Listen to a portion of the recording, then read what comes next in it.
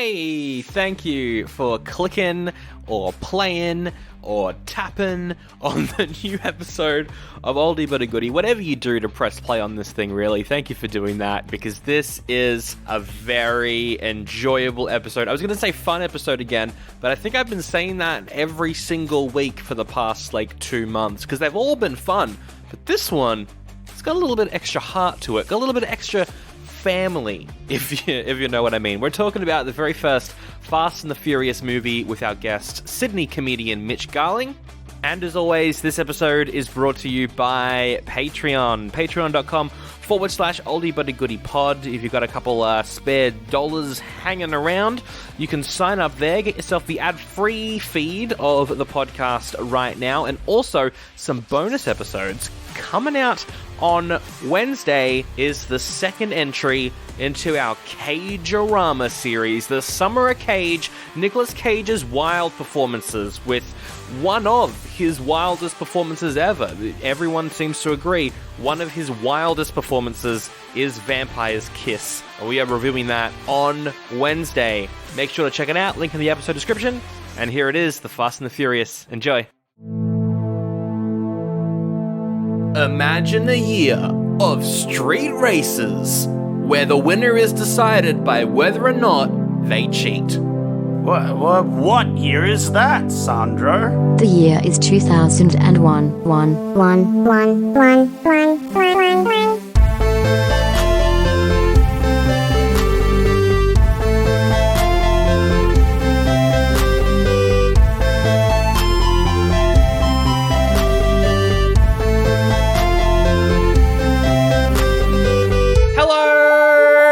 Welcome to the Oldie and the Goodie, the podcast reviewing movies from 2001 in the order they came out in. Oh boy, is it blockbuster season. It's still blockbuster season, and we're talking about one of the biggest franchises under the sun, and where it all started. The Fast and the Furious came out this week in 2001. We're going to be talking about it. My name is Sandro. I'm joined as always by Zach. Or AKA Oldie. Oh, yes, and I'm Fasty. And joining us as our guest is Mitch Goody Garling.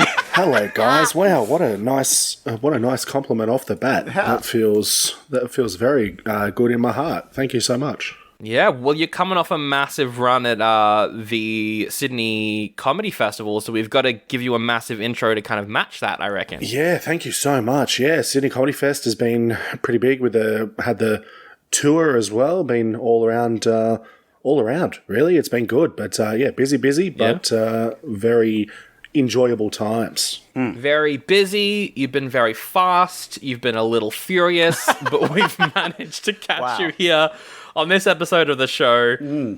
So fast, so furious. I'm very excited. This is a big movie for me, so I'm very pumped. Yeah, what's your history with this franchise? Where would you like to start? Because 2001, I was 13. Oh yeah. So if we're talking prime time Fast and the Furious audience members, it's a 13-year-old boy. Yes. And I took a risk on it because I was like, oh, that's Paul Walker. That's the guy from Pleasantville. That was my entire knowledge of, I was like, oh, that's Paul Walker. He was the good-looking rooster in that movie with Tobey Maguire. So I took a shot on it, and easily one of my favorite movies ever, probably still.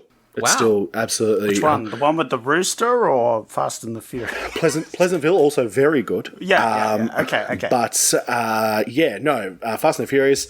Probably, it's just such a, even as I've gotten older, it's just such a guilty pleasure film that has, still stands the test of time for many different ways. But I'm sure we'll get into that.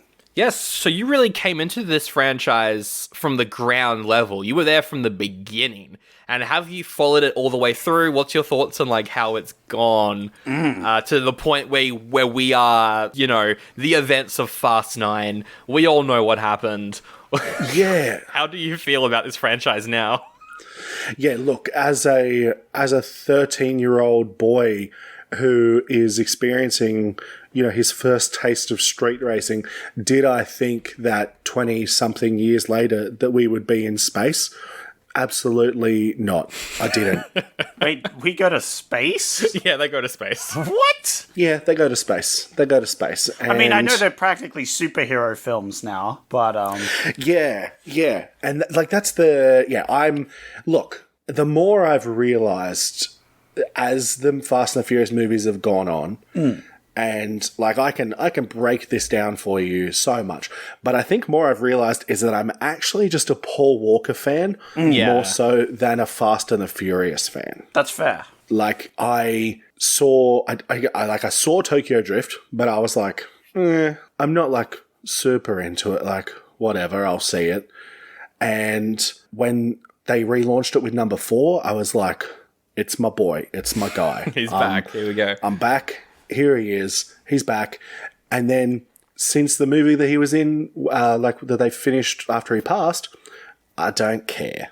Yeah. I just don't care. I think there's some fun stuff in Fast 8, but it really isn't the same without him. No, and there is. Like, don't get me wrong. Like, it's still one of those movies, like, they're like 8 and 9, and I assume 10, 11, 12, whatever. Yeah. I'm sure they will come, but they're still enjoyable. It just doesn't have that, and I can't believe I'm going to say this, but it feels like the family's missing someone. Ooh. And they are. And family means everything. Speaking of, where was Dwayne Johnson in this movie? Oh. Where was Jason Statham? Are they the main characters of the series? Well, First of all, how dare you? here we go. We get to Zach. You haven't seen any Fast and Furious movie until right now, right? Yeah, I'm a baby boy, fresh into the world of the Fast and the Furious. Never have I ever seen a Fast and the Furious film up till this one. What did you think of this? I'm very interested to know what you thought of this. I thought it was pretty good. Yes. Pretty fun. This is a good film. Your voice went so high, Zach. Your voice went so high. Yeah, that must be a reason. I think Zach's lying. I'm not sure if he actually liked this movie at all. He went very high. Like, there must be a reason why they made 9 or 10. How many movies are there? There's 9 at the moment. 10, I think, isn't it? With Hobbs and Shaw. Yeah. Yeah, where was Hobbs and Shaw? Well, look, it's all part of that. Like, Zach, I'm happy to take this one. Okay.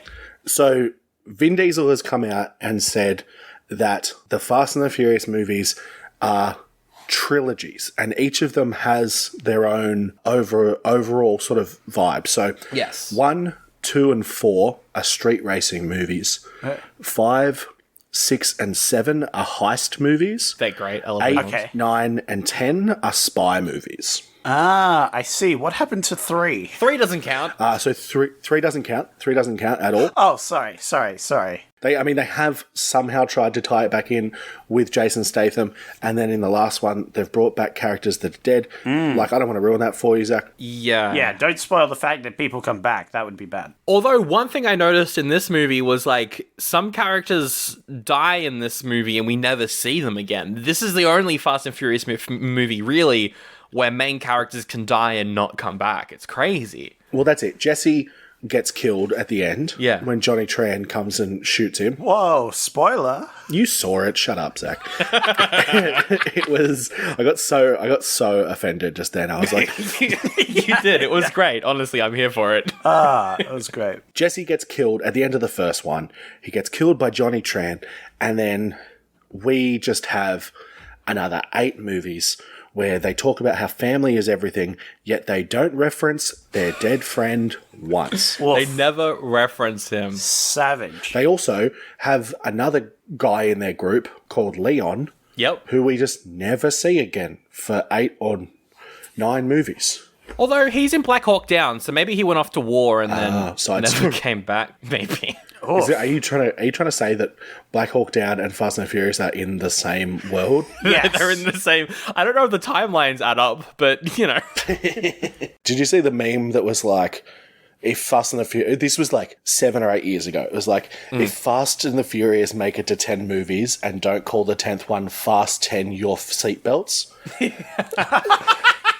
Well, all the other names are so stupid. I had no idea. I had no clue that, like, Too Fast, Too Furious was the actual name of the movie. Yeah, Yeah. that's the name of I the sequel. had no idea. I thought that was a meme. I thought people were It was a joking. joke. But yeah, because that's such a stupid name. But all of them are stupid. They're all dumb, but Fast 10 is called Fast X, not Fast 10. What's going on there? Yeah. Well, 8 is Fate of the Furious, which is genius. I mean, that makes sense. And Too Fast, Too Furious is also great. If it makes sense, though. I mean, if anyone is going to know Roman numerals, I would think that it would be Vin Diesel's character, Dominic Toretto. Yes. Yeah. I feel like normally he would probably just get them tattooed on him to remind him of like what year he was born and stuff. But apart from that, I think that Fast X, look, I vibe it. I'm actually into it. Yeah, okay. Fast 10, your seatbelt, obviously like a big miss. My biggest one has always been, like my biggest gripe has always been, the first one is The Fast and the Furious. Yes. And then the fourth one is just Fast and Furious. It's like, okay, so you've just taken out the to the, and we're all just supposed to be like, oh yeah, different movie. Yeah, I get it. Yeah. That naming system has no logic or no reason. It just bounces all. You got The Fast and the Furious, Too Fast, Too Furious, great sequel name. Yeah, it's good. The Fast and the Furious Tokyo Drift. Yeah. Okay, sure. It's technically a spin-off, so I got, It's a spin-off. Yep. Fast and Furious. Zach is doing a big old read down Wikipedia, I think. Yeah, I'm reading the Wikipedia right now. I've never seen these movies. All of them are Fast and the Furious movies to me. Here's where it gets crazy, though, Zach, is because, Fast 5... Fast 5, Furious 6, Furious 7. I think it's Fast 5, Fast and Furious 6, and then Furious 7. Oh my god. That was it depended where you were as well, I believe, because I think 6 was just called Fast 6 in Australia from memory. Okay. Oh, really? Wow. And then it was just Furious 7. Yeah. Well, because on Netflix, when when F9 came out, I rewatched The Fate of the Furious, and I searched it up on Netflix. It wasn't there. Turns out, in Australia, that film's called Fast and Furious 8. Oh Really? my god.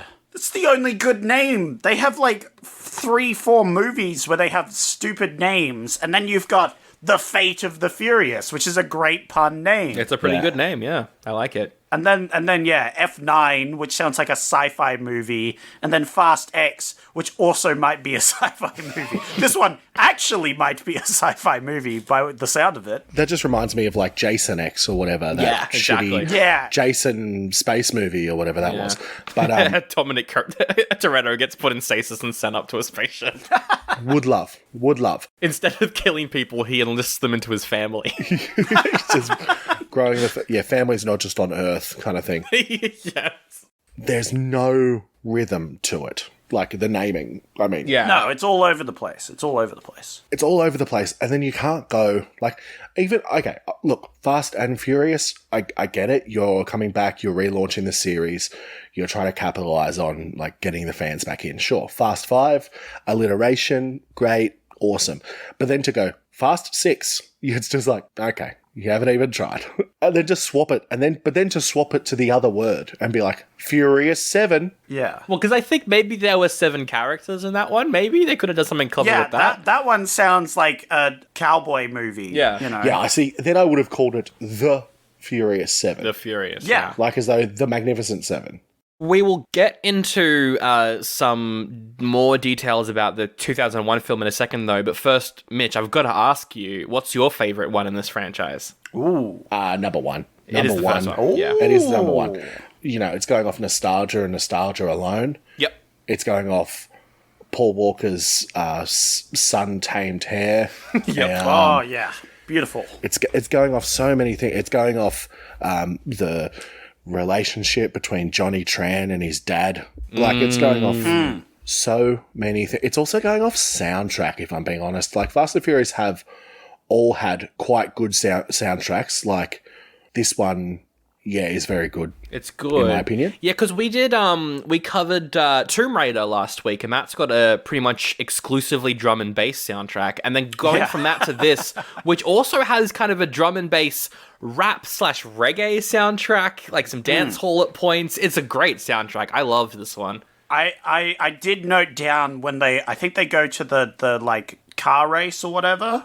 They go to like the lineup, whatever, and it's like too fast, too furious. You know, I was like, "Hey, this is sick. Oh. This is great." I can literally tell. It's like the beat's like like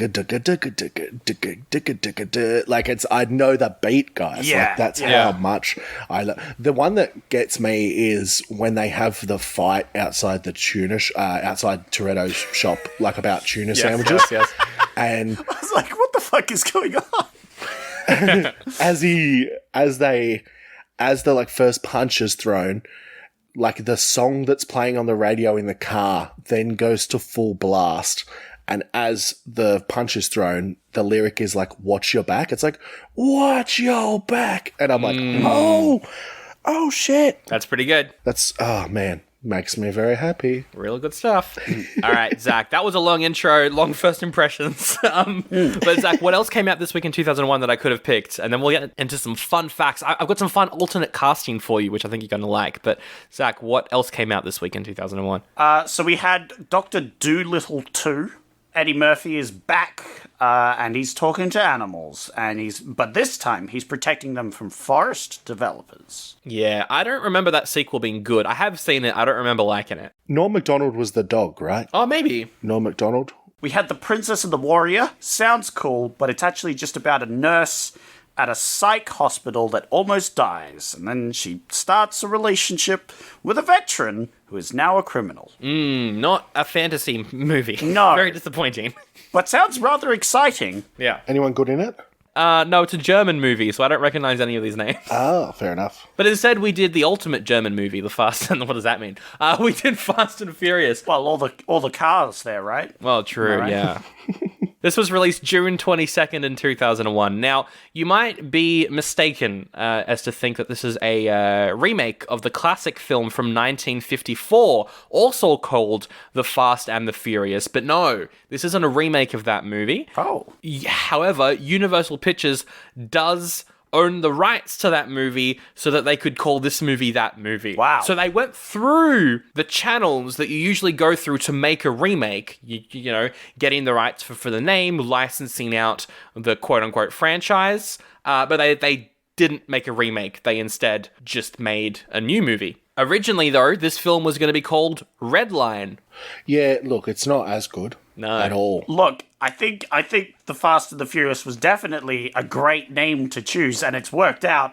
9 movies later, right? So clearly they made the right choice. Red Line might have worked in 9 movies when they called it Red 9. That would have been really good. Red 9? That's pretty good. I like that.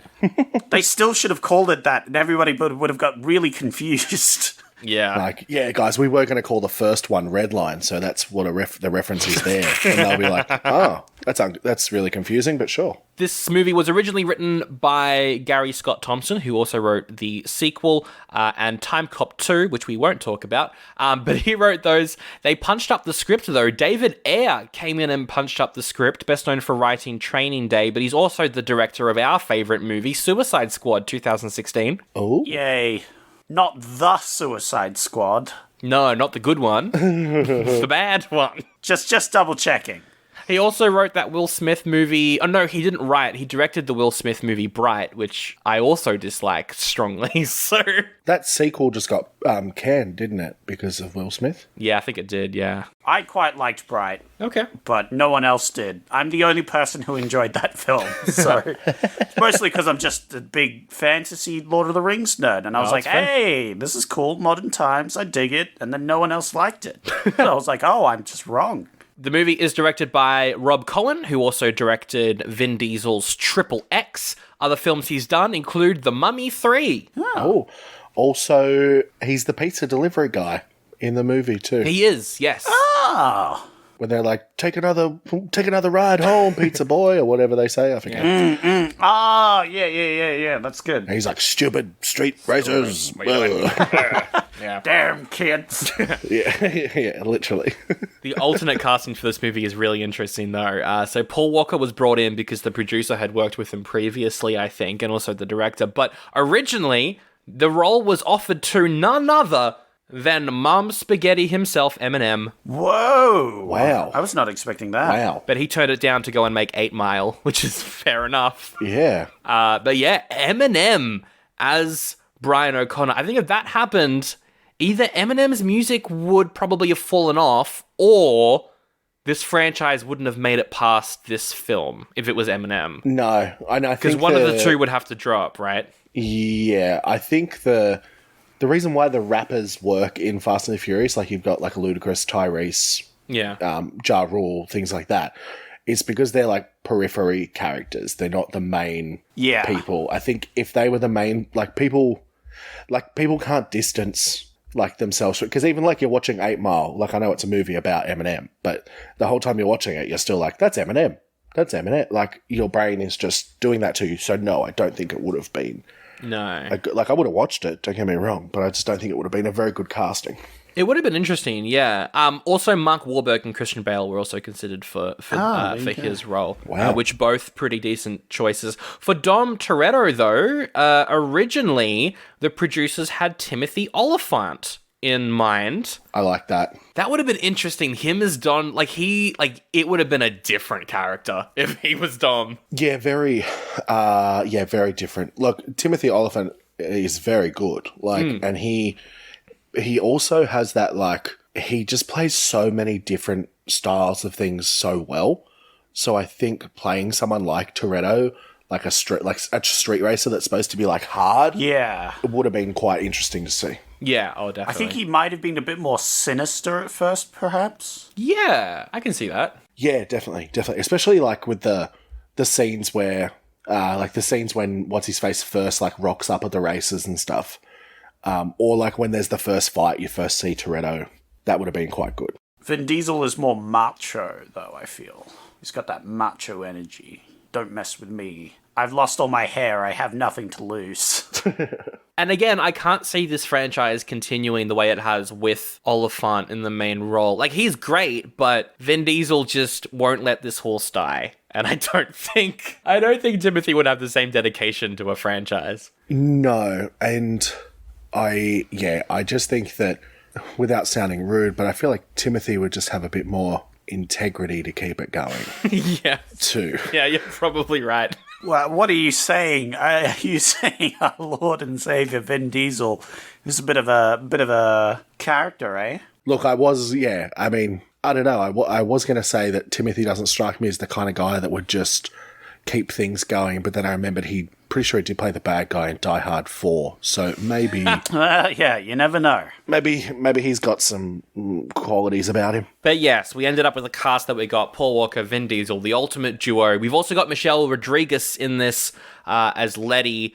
She sticks around for a while. She's great. And Jordania Brewster as Mia Toretto came back recently. Is she in 4? Yeah, she comes back in 4, and she's in all of them except for 8, I think. This movie cost $38 million, which is not an awful lot, actually. I mean, there's a lot of CGI cars and stuff in this movie, but it's relatively cheap, especially compared to, I think it was Driven, the other racing movie that we did. That was 90 million or something. Yeah. And this looks better than that. So, yeah. What do you think it made in the American box office, though? I'm going to go over to Mitch. What do you think this made in the box office? American box office, it made 110 mil. 110? Ooh, 110 million? Okay, all right. How about you, Zach? How much did it cost again? 38. Well, I think this did really well because they made 9 other movies afterwards. And it feels like an American movie, you know? They're rebelling against the authority. They're all about freedom. They're all about family. I'm going to say it made 300 mil. I'm going to guess 300, all right, in America. Big money. I think Mitch gets this one. It made $144 million. Oh, Surprisingly not an awful amount, Yeah. considering, again, that like Fast 5, 6, and 7 would become like almost earning like $1 billion each. Yeah. It's crazy that that it started off only earning that much in America. I would love to know how much that... Does the box office include, like, DVD sales as well? I don't think it does, no. Because I feel like that could have been one of those movies that had, like, such a huge life on DVD, like, on home media. I think it did, Because, but in saying that, 144? Still not a bad return. Yeah, I'm having a look here. It said that it shipped 5.5 million units within the first year for DVDs, which is quite a lot of money. And also, they released 2 soundtracks for the movie. Both of them charted, I'm pretty sure. So they were also huge successes. That's crazy especially for a sound. Mind you, that was the peak, like, it had, like, Ja Rule and things like that on it. So it's like, that was 2001, 2002-ish. It's like, that's peak for what people want. Hi, I'm Kyle. I'm Steven. I'm Taylor. And I'm Dakota. And together, we're Tall Dwarf Tavern, a Dungeons & Dragons role-playing podcast. Our current season is set in the world of Zendikar from Magic the Gathering, so you can get 2 nerd properties for the price of 1. Even though you asked for neither. So come along and enjoy a tale of epic adventure dominated by poor humor, crude language, and even worse listening skills in the wonderful land of Zendikar. Find us on iTunes, Spotify, or your favorite podcasting platform. All right, let's get into the plot of this film. The movie starts off with stealing DVD players. the most valuable of objects. Yeah, it's kind of the center of this movie is Paul Walker's trying to find out who is stealing these DVD players, and we see the opening heist. And the action in this movie it's actually really good. I love these DVD heists, like harpooning through the window, driving underneath the truck that's got the DVD players. It's good fun. That was cool. Yeah, you know, there's a couple of really cool shots in that first one, in that first sort of sequence as well, like when they're driving through the construction and stuff like that. Yeah. I really like that. Also, I would like to point out that I'm pretty sure it's actually DVD/VHS combos. Oh, right, okay. Whoa, those are way more valuable. Yeah, so, you know, you do understand, like, why they're putting in that kind of manpower. Don't get me wrong. I mean, I do feel like the idea of paying for 4 matching cars probably outweighs the cost of selling a couple of DVD players, but... Oh, well, they all work at garages. Yeah. Oh, that's true. That's true. That's true. They've all got... I mean, even potentially even just buying a harpoon gun. Like, the harpoon gun's quite expensive. That was from Granddad's old stuff, you know. That was a hand-me-down, you know. Got heaps of excuses as to, like, we don't have it. We're not outlaying any money. Like, we didn't even buy these balaclavas. They got donated. It was just cold last year. We had, you know, we bought them, you know. Yeah, we just had 4 beanies. These are actually just 4 beanies with eye holes cut in them. Yeah, we just cut a hole in them. We repurposed. Plus, they do the heist multiple times, right? Oh yeah, it's not just a one. It's not just a one and done. I mean, that's why they brought Paul in. Yeah. They brought Paul in because there's just been so many heists. Yeah, they're constantly heisting. You'd probably stop moving stuff by truck. I think that would be one of my first thoughts. I'd be like, guys, we keep getting heisted. We should take a different route. Or have them be able to, like, speed dial the cops. Have, like, all right, I'm under attack now, I'm here, send the cops. Yeah. Yeah. You'll be able to track these cars or whatever, you know? Sure, and it would be pretty easy to track them because they're not undercover cars. These are bright, coloured, loud machines. Yeah, with neon lights, but, you know, once they turn the neons off, you don't know where they go. So Yeah, who knows? you've got no idea. But yeah, that opening sequence is good fun. It is good. And then we cut to Paul Walker. He's going to Dom Toretto's cafe. No, it's Mia Toretto's cafe, isn't it? And Dom just kind of hangs out there. He orders a tuna sandwich with no crust. Classic quote from the film. I did respect him up to this point, but then he got no crust like a little baby. Who gets no crust sandwich? I was against him from the start there. I was like, nah. I really hope that someone rocks up to just randomly beat the shit out of him for buying his tuna sandwich. Also, if Paul Walker's ordering sandwiches with no crust, then explain his curly hair. So that's what my mum always told me. Curly hair comes from crusts. Comes from crusts. So, All right. Maybe that's why he stopped, because he was like, oh man, my hair's getting way too curly. I need to stop with the crust. yeah, it's way too curly. I'm not leaving any women for anyone else. Actually, they should have been able to guess that he was a cop from the beginning because he's like ordering sandwiches with no crust. I feel like cops would order, like narcs would order sandwiches without their crust on. It just feels like a narc thing to do. Do you know what I'm just thinking? And this could be like, I feel like I'm going to write this down because I feel like this is such a big theory, actually. Yeah. You should record it. Get the crust. Yeah, we should record this. He gets the crust cut off because he doesn't want to eat them, first of all, but he gets her to cut them off because he knows that he won't eat them. And if he leaves the crusts on the plate, he could leave fingerprints for them to find out that he's actually a cop. Whoa. That's smart. I like it. What? I can't believe I just figured that out. I'm going to message someone, maybe Vin Diesel or something. It's his message, Vin Diesel. Hey, is this true? Hey, I figured this out. I was just chatting with my friends and I had this thought about crusts. It didn't make any sense why Paul didn't get crusts. Yeah, but now it does. Yeah, man. Oh, write that down. Someone write that down. Paul Walker gets in a scrap with Vince because Vince has got the crush on Mia.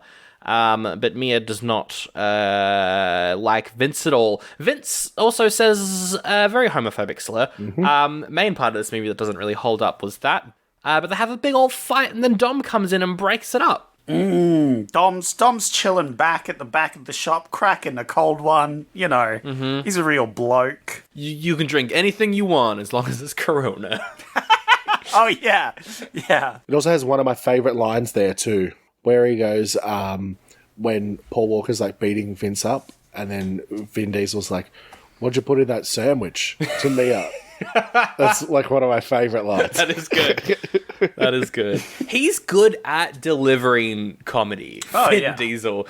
Like, people don't talk about that enough. He can deliver a punchline. It's good. Yeah, he's the best, I feel, when he's playing like a hard character. Yeah. That also just occasionally cracks jokes. Yeah. That's where he thrives. I think it's best in what's the sci-fi one? Oh, Riddick? Yeah. Yeah, Riddick. Chronicles of Riddick. Yeah. He's great in those ones. They are pretty good films, actually. I don't mind them. And the one where he's like he plays like a witcher? I can't remember what that movie's called. Oh, What? yeah.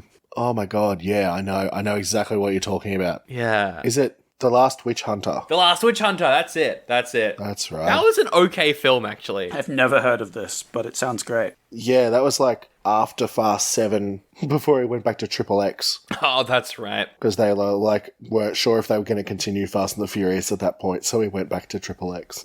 Yeah, that was a rough movie. Rough movie. So Paul Walker's like, I need to get Dom's respect, so I'm going to cheat in a race. And he got some nos. Now, Mitch, all the races in this movie are won because the driver has this special thing in their car. Is it cheating if everyone has it? No, I don't think so. And I don't even think he was... I don't even think he was cheating. I think he was just...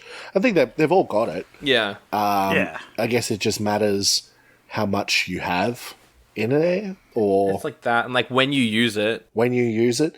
So that's, that's up to you.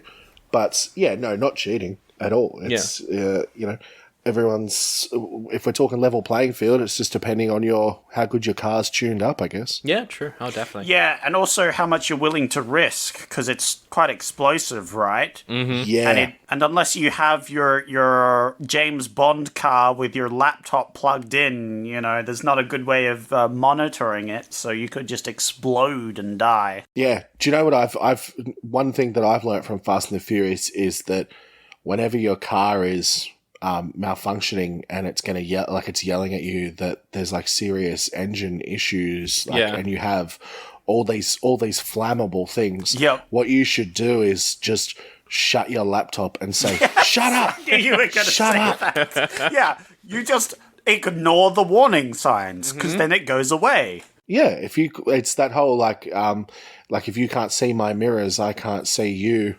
vibe that like know people have on the back of their cars.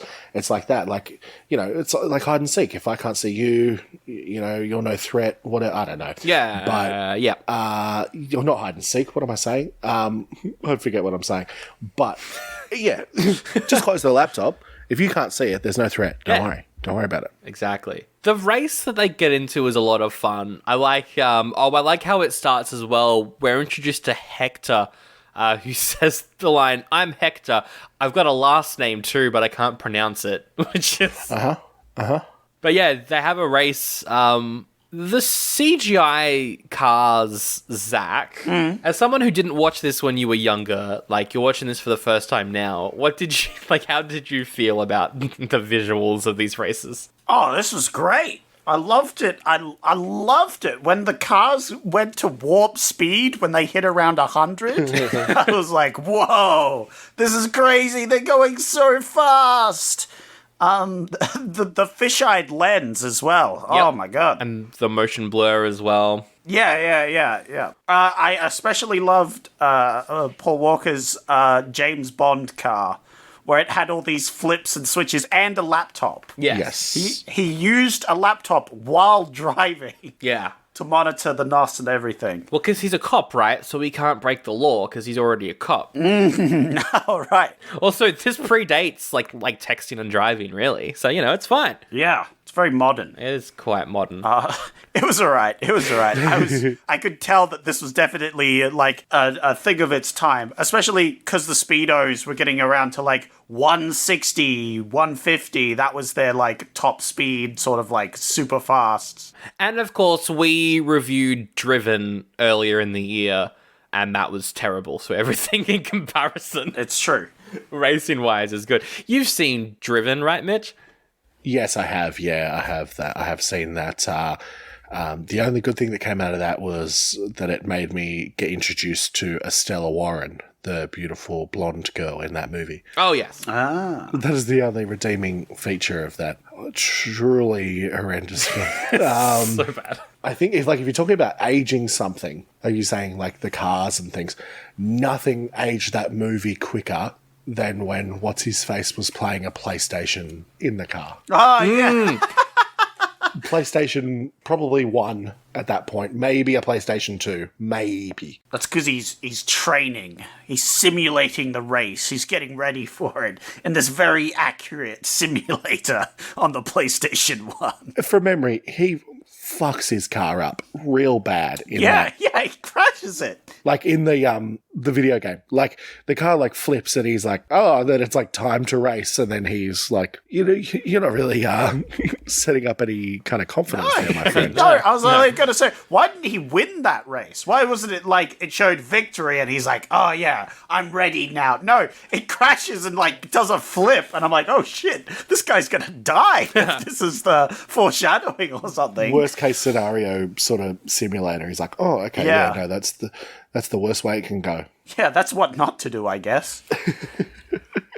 Dom ends up winning the race, but cops come. And for some reason, Dom can't drive his car. Or did he park it or something? Parked it, yeah. Yeah, no, he arbitrarily parked it and then gets caught by the cops again. Yes. And has to do a run for it. And then Paul rocks up to save him. Yeah, but they also do that whole like fake out thing with Toretto running up the alleyway where you think it's the cop coming. Oh, yeah, because it's just the lights of the car. Because it's just the lights. And then as it gets, he's like, get in! Like does this like, oh, what a reveal of Paul Walker's good heart.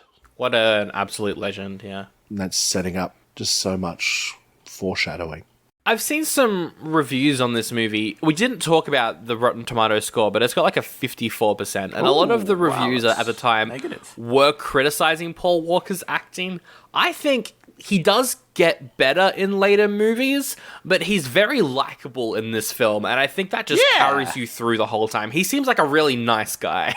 Absolutely. Yeah, I quite liked him in this movie. I thought it was fun. I actually just think he just seems like an actual he just seems like he's actually just being himself, to be honest. Yeah. He seems like he's torn between being a cop, which is his job and everything, and he's now family, and their family. You got to protect family. Exactly. Family. Everybody's a family. Family. Family. Family. Say it more. Family. Family. You're gonna what's that? Oh my god, what's the thing? Is it like Pavlov's dog? Oh yeah. Where you say something or they do something so much that it just gets associated with it. When I look at my family now, I'm gonna think of you, Zach.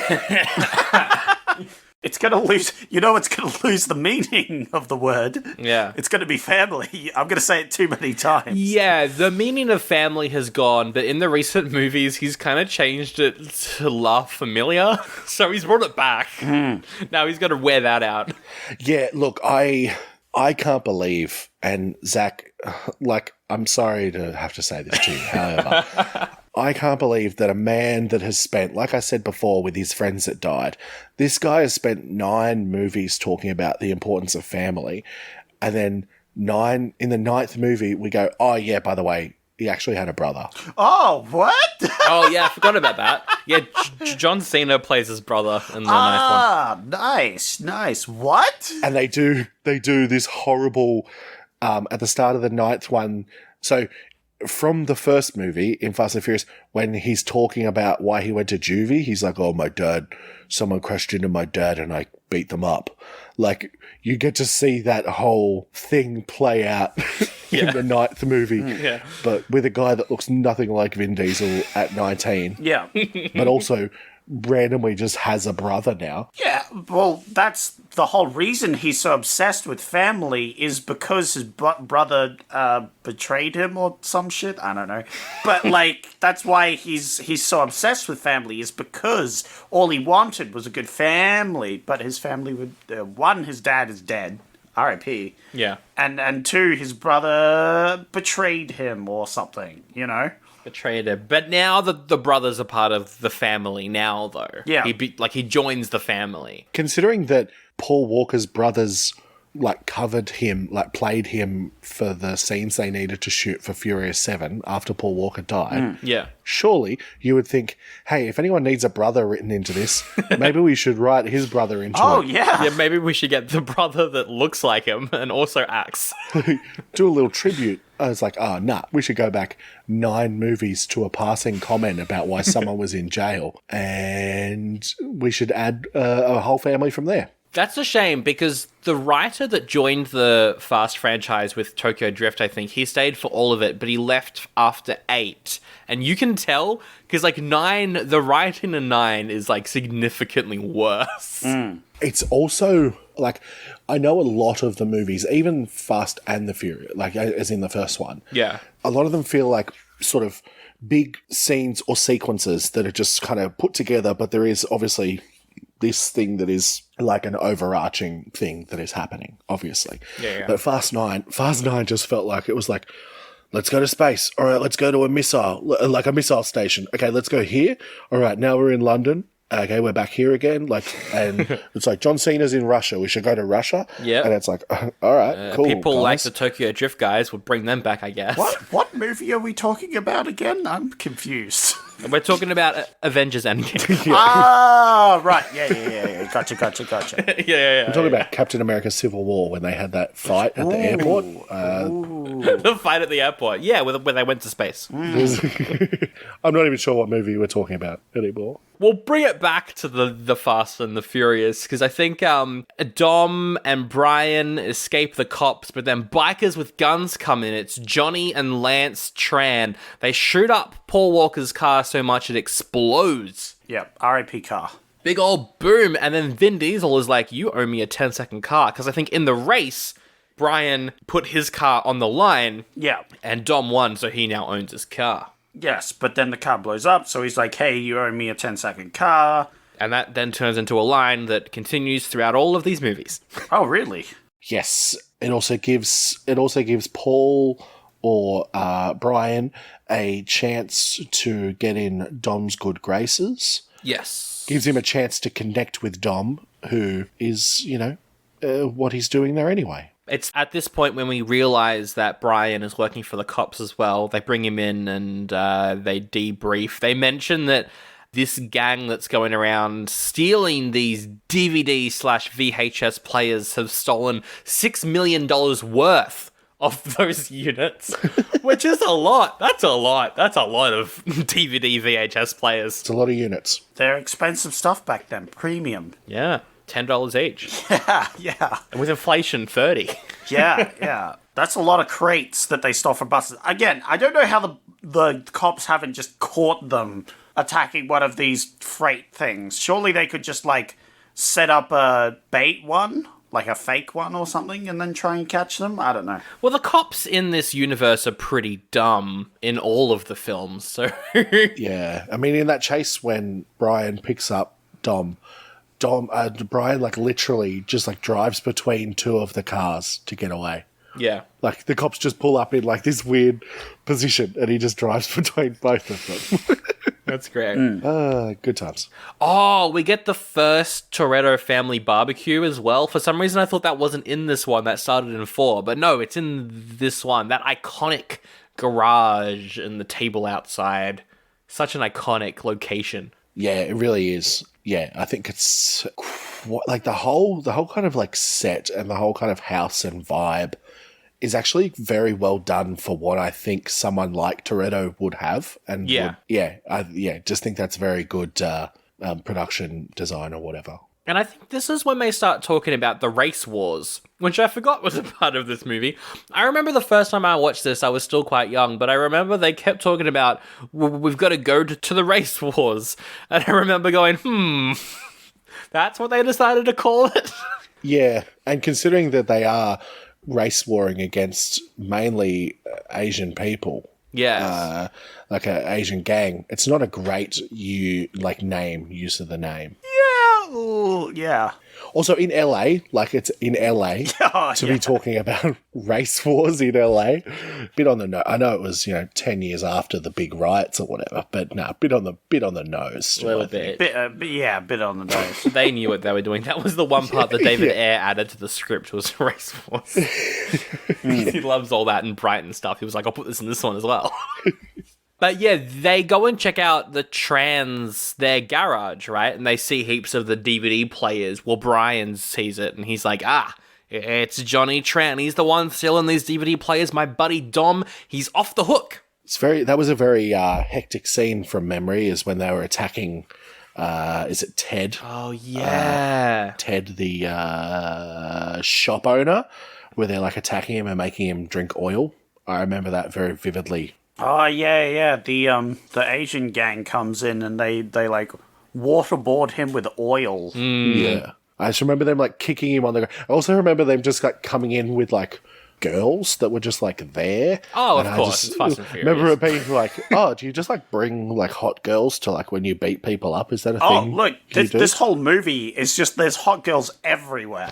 Just constantly. Whenever there's guys on screen, there's got to be a hot girl on screen. Yeah, and some of them even get lines. It's good. Yeah. It's very progressive. Like Monica. Yeah, Monica, yeah. No, Monica! That's one of my favorite lines. Was that Ja Rule? Ja Rule, yeah. Yeah, it was like, hey, Ja Rule, if you win, we'll bang. And then when he loses, he's like, no, Monica. No, Monica. Yeah. That was great. Yeah, was that? It's and if you win, you can have her too, or whatever. Yeah. You can have me, but if you win, you can have her too. Man, that is peak me thinking that's how girls work. 13. Yeah. I just got to get a car, and then I'll get two of them. This is the best film for a 12-year-old ever. So yeah, Paul Walker goes and tells his bosses that it's the trans that are doing all the heists, and so he goes and he bonds with Dom a bunch. We get that scene that you mentioned earlier where he talks about why he was in jail for a bit, and we also get the classic line, I live my life a quarter at a time. I messed it up. I messed it up. So iconic. Yeah. So iconic. I live my life a quarter of the I messed it up is the best line from the Fast and the Furious. 1 mile at a time. Quarter pounder at a time. I think that's what A quarter pounder with cheese at a time. talks about lunch and stuff. No, I live my life a quarter mile at a time, which is so iconic. Such an iconic line. Massively so. So then, the Trans are arrested. Johnny Tran is arrested. We intercut between them getting arrested and Dom and Letty making out heavily to Heavy Rock.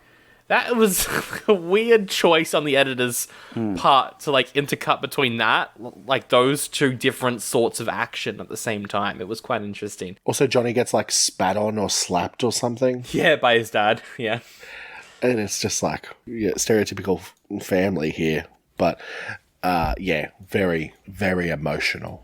But the cops don't find anything on them and realize that, they're not the people that they're after. They give Paul Walker a total of 1.5 days to find out who is really behind it. What happens after 1.5 days? Is he taken off the case and they put something else on? Is that what it is? Yeah, I mean, I would assume so. Or maybe they just, maybe they keep cut off his credit card or whatever. He's got to stop buying cars. Yeah. Yeah. Maybe that's it. Oh, yeah. He probably spent $10,000 on that one green car that got shot up. Probably not very they're probably not very happy about that. But then we cut to the race wars.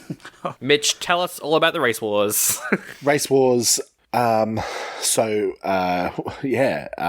it's just such a bad name. So there was riots back in blah, blah, blah. Oh, no. Yeah. And also the context of this, if anyone clips it, where I'm just like, the race wars are sick. And I think they're so good. They're my favorite bit. The race wars are really cool. And there's a whole scene where Michelle Rodriguez's character races someone, but Jesse, from memory, Jesse races Johnny Tran for pink slips after Johnny Tran and Dom have had a fight. Yeah. Because Johnny Tran said that Dom was a narc. Jesse loses his car to Johnny Tran. He bails. And then everybody leaves to go and do a job. Yeah, except from the guy who lost the pink slips because he's panicking because he's like, oh, this is my dad's car. Yeah, Jesse. Yeah, Jesse. So then they were one short. They were one short or whatever for the. That's right. Yeah, they go off to do a heist. Yeah, but they're one short. That's right. Yes, that's right. And Mia's I got a bad feeling about this one. You're one short or whatever.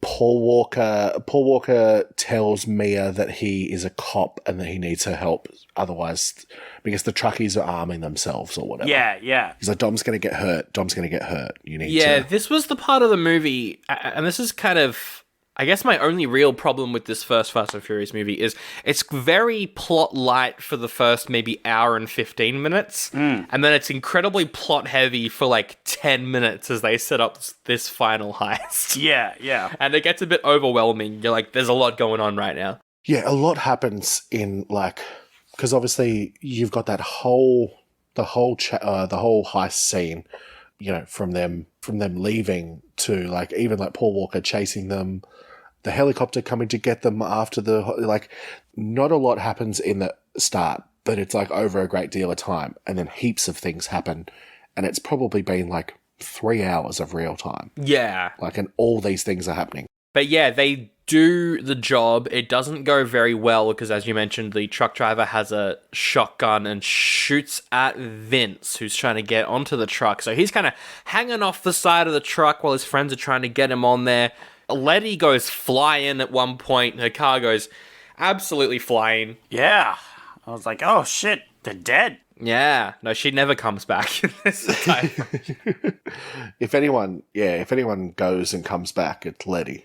She dies in every movie and comes back, basically. Oh, nice. Yeah. Even when she doesn't die, she's like, I don't actually have much memory. It's Michelle Rodriguez though, so I'll give her a pass every time. She's great. She can come in and go whenever she wants. She can do whatever she wants. I did like the scene where Vin Diesel is struggling to try and save Vince. It's a cool action scene where there's truck driver. We just see him reloading the shotgun to take more shots at them. And then, of course, Paul comes in just when everyone else has left Dom. He's there to take up the slack. Yeah. And we have some cool jumping to and from cars, which is pretty good. Which looks really solid. Yeah. I'm not sure how they filmed it, but it looks real. It's very impressive. What I always remembered, and it sticks with me so much, is after they get what's-his-face off the truck, the way that Paul Walker's car like slides off the road with Paul Walker hanging onto the back. Yeah. That scene is always just in my head,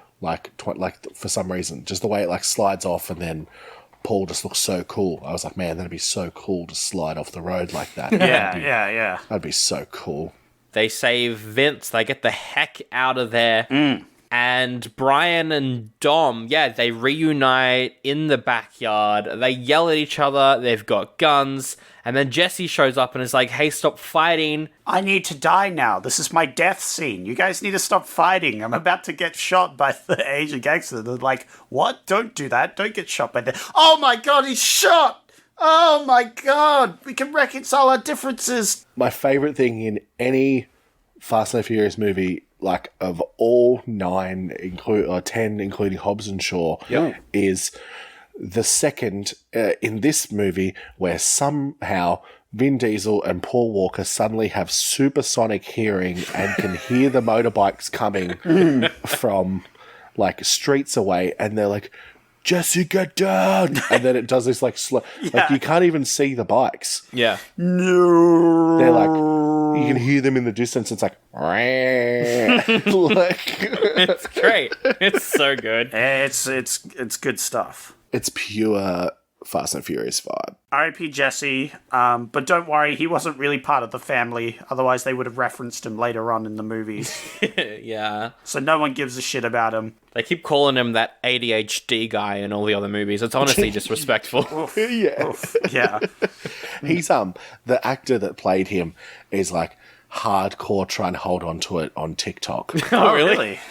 Yeah, like doing lots of like Fast and the Furious like themed stuff and like answering lots of questions about being in Fast and Furious. Like, I mean, as a Fast and Furious nerd, I'm like, cool, but also at the same time, I'm like, oh man, like, Yeah. let it go a little bit. Unfortunately, he's not really in anything after this. He had a small run in Supernatural, I think. But that's really the only big thing that he did afterwards. But yeah, they go and chase down the bikers that killed Jesse. Yeah. Dom takes his dad's car as well. Oh, he does. Which he hadn't done since his dad died. Brian is one of the sharpest shooters with a tiny pistol at the side of a car. I loved that. I loved how Dom is like knocking the bikers around with his car, pushing them down hills. Yeah. And Brian's just shooting them.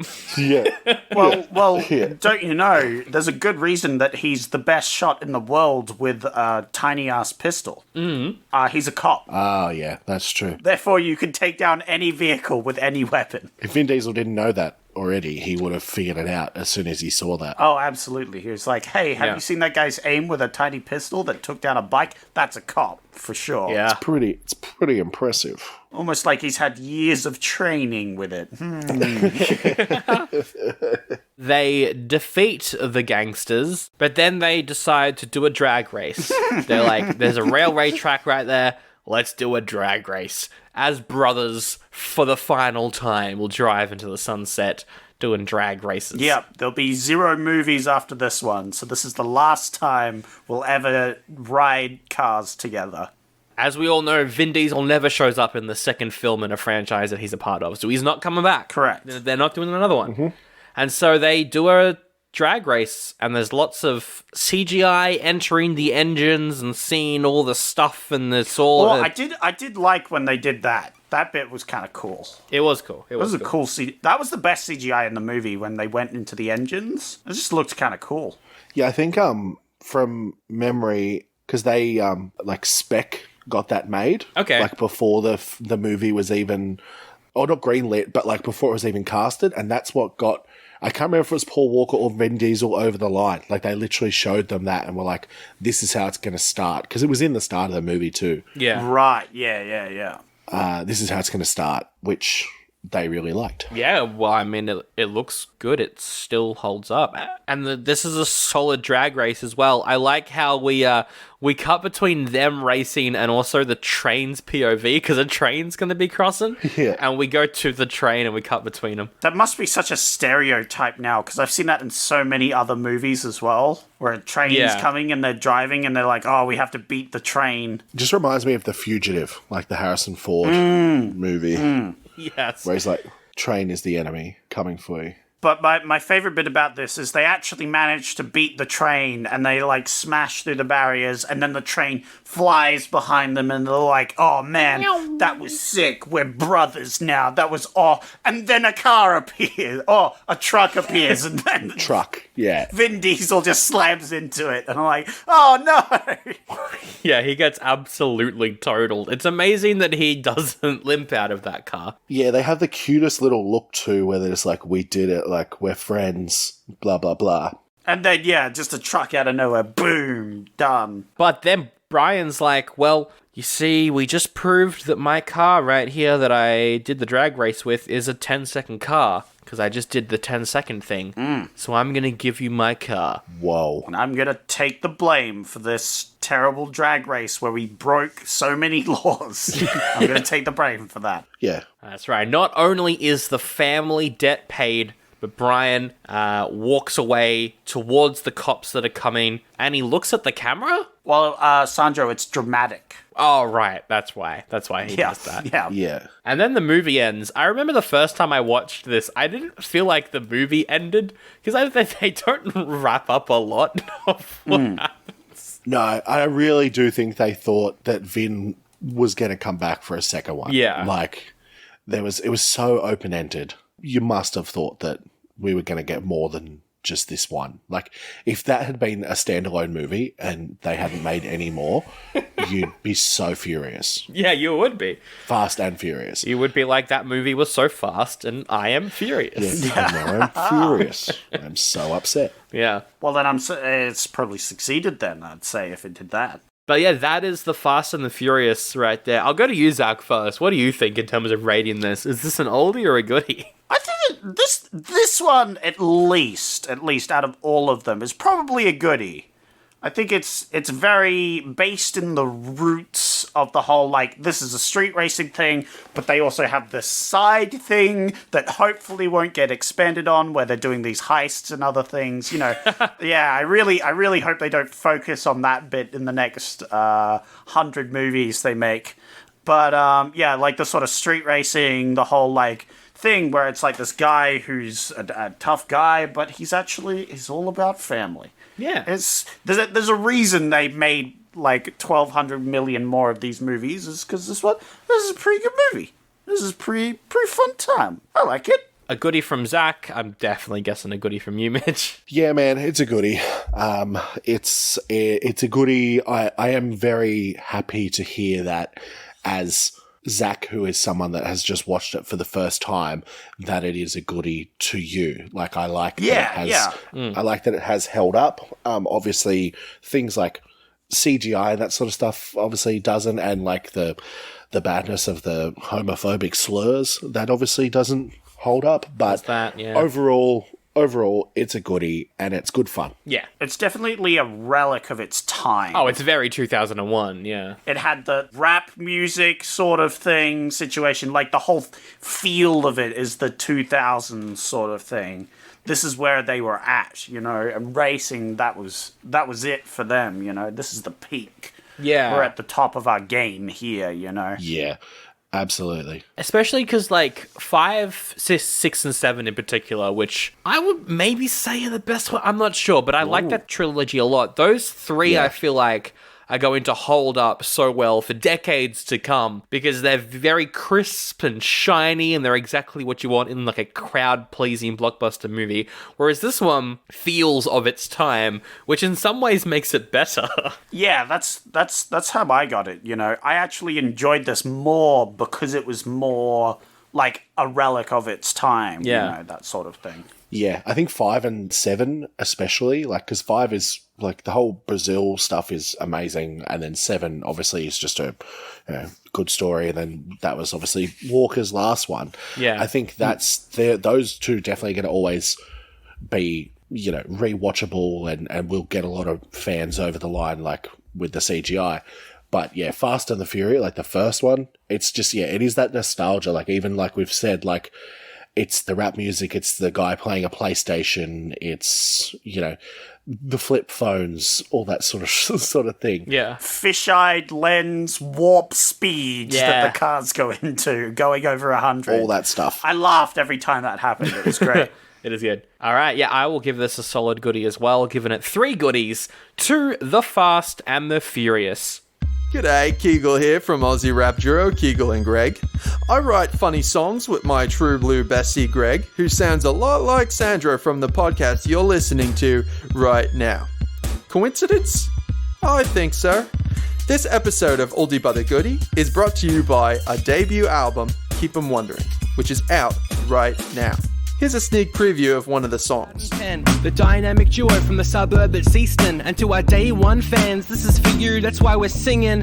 G'day, g'day, tell me how you going today.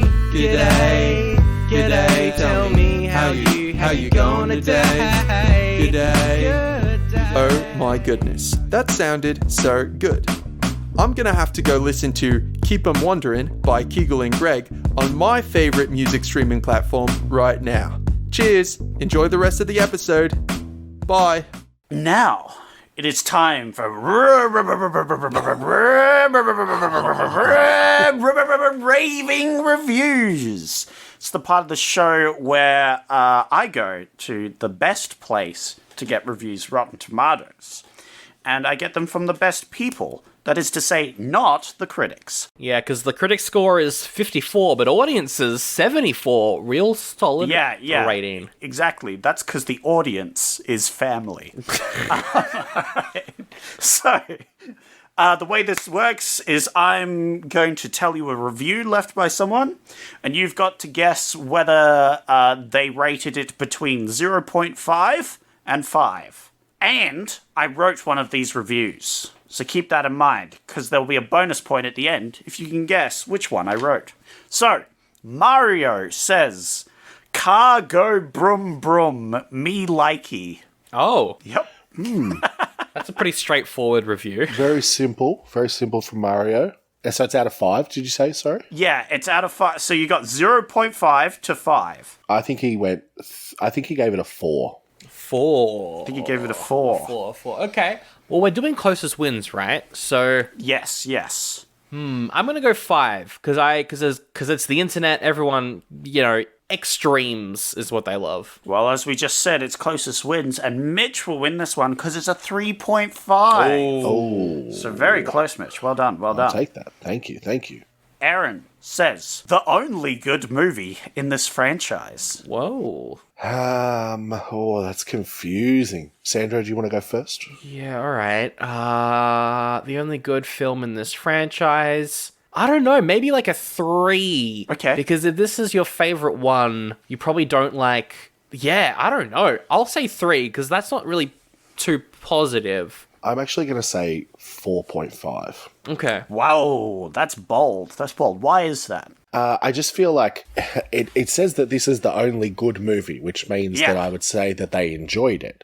It's shitting on the rest of them, definitely. But it does. I think that this could reflect a good score for this one. Well, you're absolutely correct, because it's a 4.5. Oh my You're God. on the ball. Get out. What? That's crazy. It's 2-0 to Mitch. Whew. It feels good in my heart. Steven says, "The worst of the 9 Fast and the Furious movies because of the terrible car chases." Wow. 35 exclamation marks. Accidents included. 2 exclamation marks. That doesn't, I don't understand that, because if you don't like the car chases in this, why do you think 2 is better? Because 2 is the same. Yeah. You have to take this up with Steven, man. I just bring you the reviews. I'm going to say 1.5. Yeah, if they're saying this is the worst one, I will go with a 1. Oh, well, Sandro is the closest this time because it's a 0.5. Oh, 0.5. wow. They hated this one. Yeah, ouch. Well, you hate it well and truly. We have Victor, who says, watching this movie made me feel sick. It's overly boring and the characters don't show much emotion. It kind of feels plotless all over the place. Just skip it. Well, that is one rude review.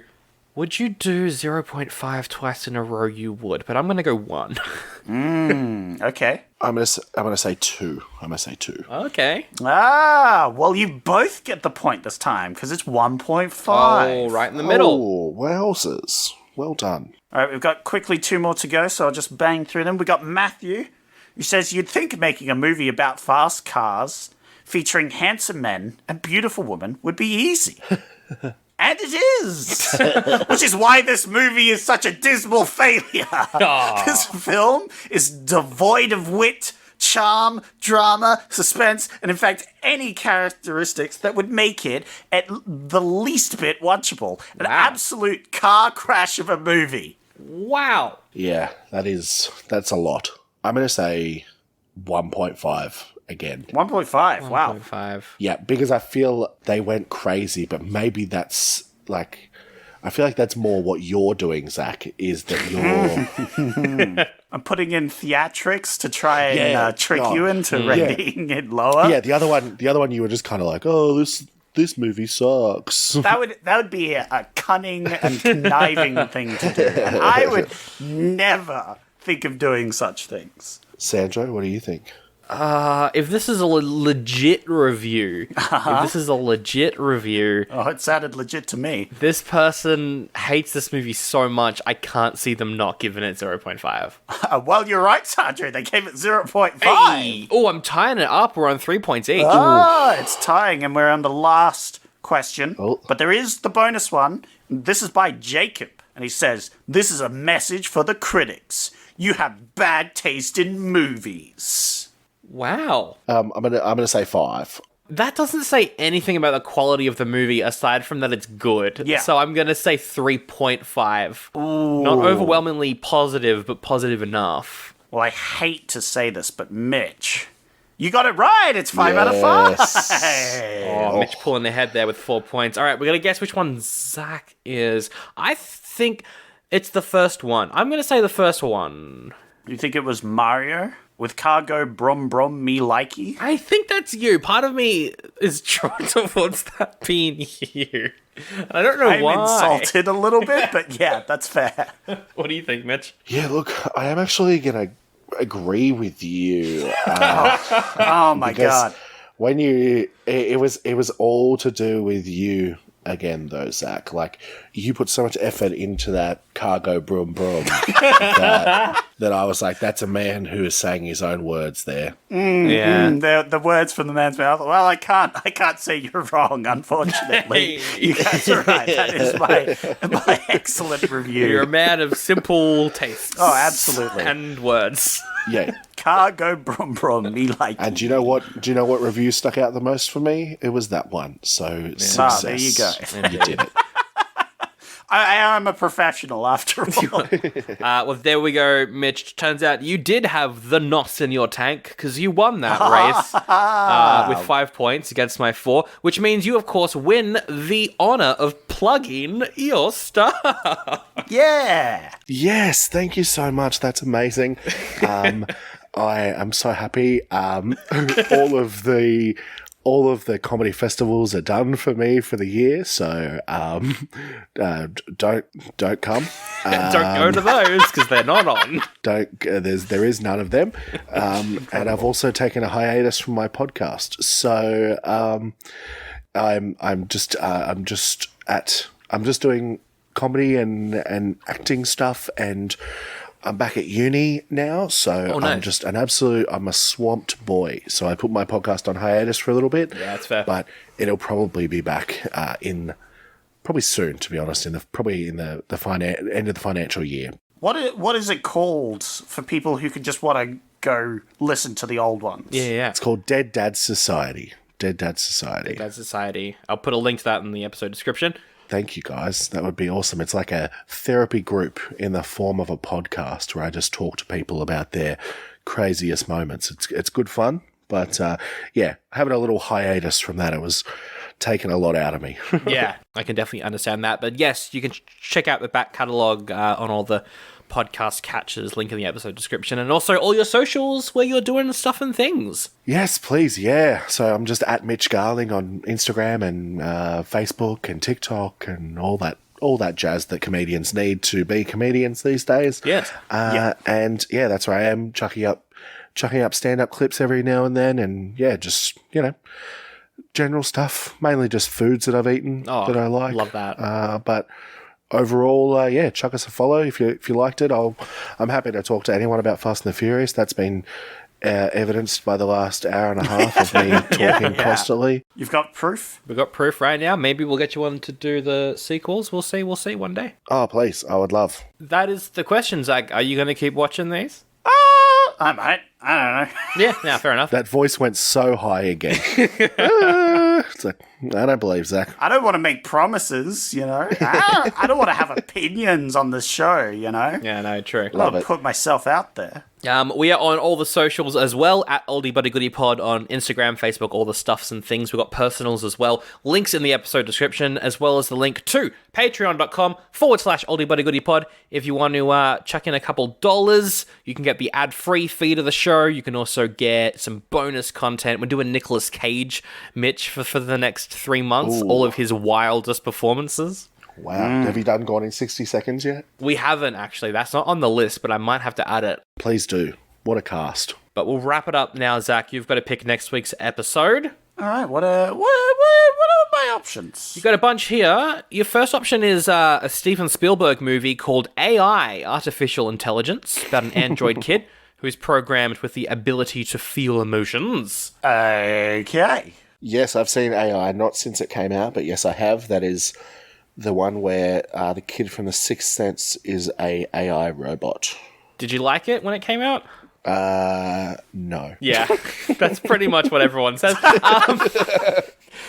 You've got Baby Boy, which stars future Fast and Furious star and Morbius star as well, Tyrese Gibson. He is a bicycle mechanic who grows up in LA. Snoop Dogg's in it. They're learning lessons together. Baby Boy. Okay. You've got Crazy Beautiful. Two people are in love, but the love is holding them back from success. It's Kirsten Dunst, right? Yeah, I think it is, yeah. Oh, there you go. The Crimson Rivers, psychological thriller about investigating some murders in an isolated university. Yeah, okay. Yeah, all right. Murders. Starting to get a bit better. You've got Help, I'm a Fish. It's an animated movie about 3 kids who are turned into fish. Wait, the name of the film is Help, I'm a Fish? It's translated from Danish, but yes. Oh, okay. So it's just... That's great. Wait, so it's what was that one again, sorry? They, 3 kids turn into fish. They got to stop an evil fish that's voiced by Snape, who wants to take over the ocean. Snapefish. Yeah. I'm down for Snapefish. And your final option is a Chris Rock film called Pootie Tang. It's a parody of blaxploitation films from the 70s. Oh, that's better than I thought it was. It's a comedy from 2001, though, so you can probably guess what. Oh, yeah, no. I'm going to pass on any comedy film ever from 2000 now. We're done with comedy films. yeah. all been Comedy, we're only doing serious films now. Like Help, I'm a Fish. All right. That sounds great. We haven't done an animated film in a while. Yeah, not in a little bit. Right? We could use a bit of a break, bit of a refresher. Yeah, we've only been doing blockbusters for the last month. Yeah. Ignore these big blockbuster films. Let's do a fun little kids animated film. This sounds like it'll be a fun time. Next week, Help, I'm a Fish. I might have seen this. The idea sounds familiar. I'm not sure, though. Okay. I'll check it out later. Next week, Help, I'm a Fish. We'll wrap it up with the best quote from The Fast and the Furious. Do you have a favorite quote from the movie, Mitch? My favorite quote from the movie is probably either "No one likes to tuna here," or "I never knocked on nobody." Like when Vin Diesel and Johnny Chan have a fight. But also, I really do like that whole scene with Johnny Tran where he, like that whole, before the fight where he's like, SWAT came into my house, disrespected me, blah, blah, that whole thing. I like that. But overall, it's probably the tuna line. The tuna line is a good line. Yeah. Nobody likes the tuna here. I quite like one where they go into a garage, they see a car without any engines, and someone, I can't remember which character it is. It might be Letty, actually, but someone's like, no engines? What are they planning on racing with? Hopes and dreams? Yeah. I quite like that line. It's just, it just comes out of nowhere. And you're like, huh? Yeah, Letty's dropping sass. Well, you know my favorite one. It's got to be the most iconic line from the movie. Oh, yeah? One that dictates kind of the rest of the movies themselves, I think. One that's kind of prolific, I would say. Okay. You can have any beer you want as long as it's Corona. Not sponsored. Hashtag not sponsored by the beer. The virus, though, we're sponsored by. Oh, no!